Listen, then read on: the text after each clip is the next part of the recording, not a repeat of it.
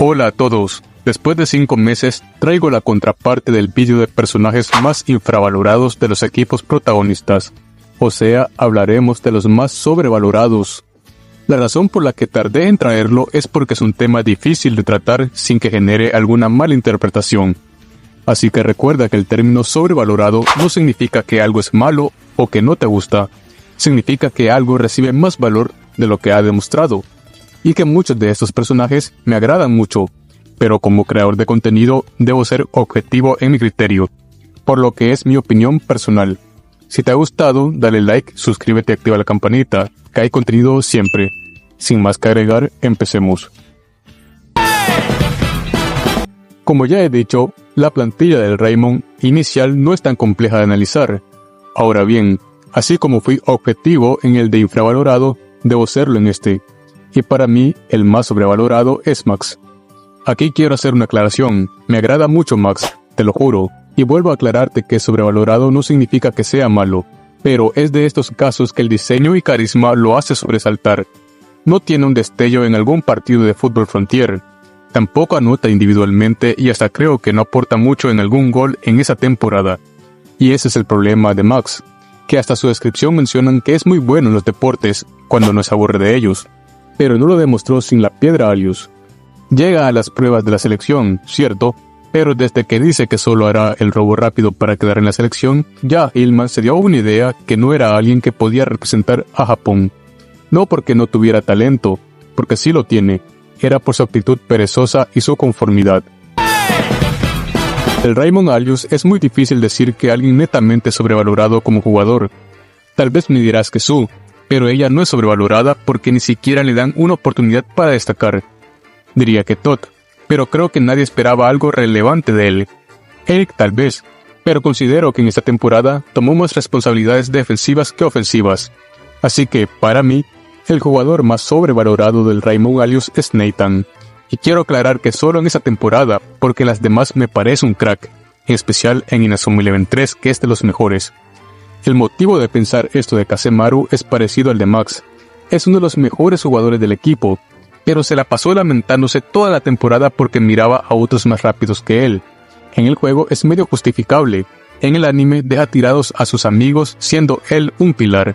Y para colmo, le meten esa tontería de dejarse manipular por poder. Digamos que es por culpa del guión, pero no destacó mucho aquí, y repito, es de mis favoritos y la siguiente temporada fue uno de los mejores de la selección japonesa, pero en esta, así pasó. En el Inazuma Japón es difícil encontrar a alguien sobrevalorado. Los delanteros lo hicieron excelente, el mediocampo estuvo muy bien, la defensa tuvo sus momentos, los porteros respondieron en cierta medida. Diría que Darren probablemente, pero es que es difícil medirlo así cuando la trama requería que perdiera contra Argentina. Entonces, para mí el más sobrevalorado es Akuma. Bueno, Sanford para la gran mayoría.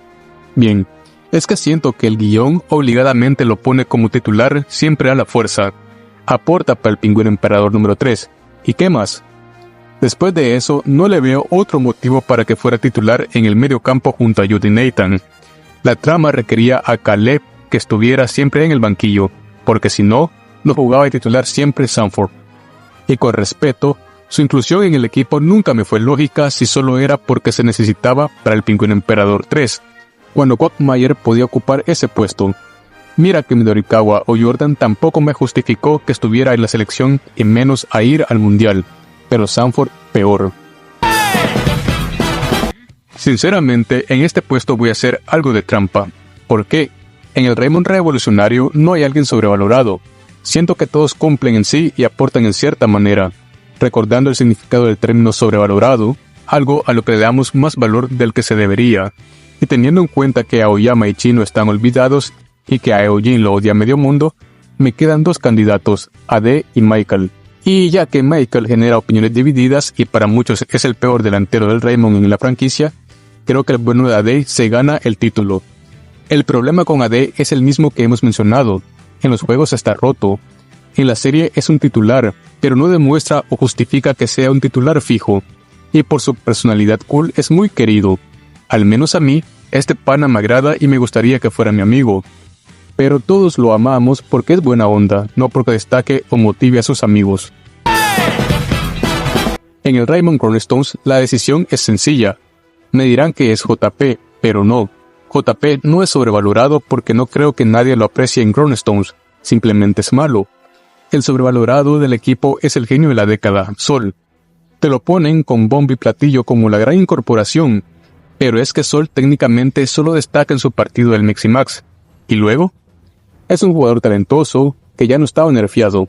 Recordemos que Sanark se incorpora hasta el último partido, por ende, tuvo la vía libre para hacer partidos con goles junto a Víctor. Excusa no había. Sol debió tener más participación, destacar más. Y esto sí me jode un poco porque, como sabrás, Tayo es de mis personajes favoritos de toda la franquicia, mínimo top 5. El Airfield 11 es parecido al caso del Raymond Revolucionario. Me parece difícil encontrar un sobrevalorado porque todos están en el mismo perfil. Diría que tal vez Víctor, pero ya sabemos que el guión lo separó del equipo y eso afectó. Ricardo y Arion también aportaron. Así que para poner a alguien diré que Cerise. Y no es porque caiga mal o sea mal jugadora, es porque el 11 más Zac que tienen Totem y juega regularmente, como que sientes que si las sacas no afectaría al equipo. Solo destaca en el partido contra Big Waves y luego cuando saca su Totem en Fertilia. A Frank y a Buddy le recuerdo más goles y momentos. Keenan y Zippy también aportan, Terry ni se diga, igual que Trina, así que Cerise entra aquí, sumado que es la más fácil de reemplazar en los juegos, los otros te pueden servir sin problema. En el Raymond Inakuni es complicado porque a bocajarro te diría que es Norika, es demasiado apreciada para lo que demostró, pero como personaje cumple.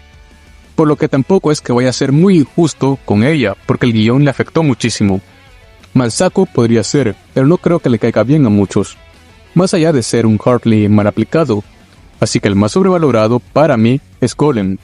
Iwato tiene un problema de ser un Jack 2.0 pero muy mal aplicado, ni siquiera se hizo como Wong Lee, no tiene una esencia de personaje propio y es alguien que no hubiera hecho falta en el Inazuma Japón si no era convocado, porque no tiene una gran mejoría, como otros en el Inazuma Japón de Orión.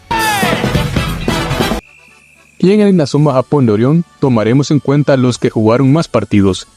Mira que aquí pude haber puesto algunos cuantos, pero me descantaré por Sakanoue.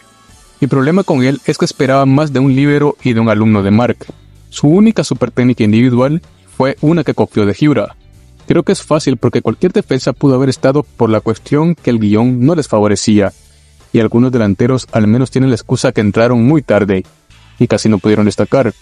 Pero como digo, siempre en esta clase de vídeos, Orión fue un puñado de buenas ideas mal ejecutadas. Pero mejor tú cuéntame en los comentarios si hay otro personaje y si esos te parecen que se salvan, siempre y con el respeto posible. Eso ha sido todo y nos vemos en la próxima para más contenido. Recuerda que tu apoyo me sirve de mucho.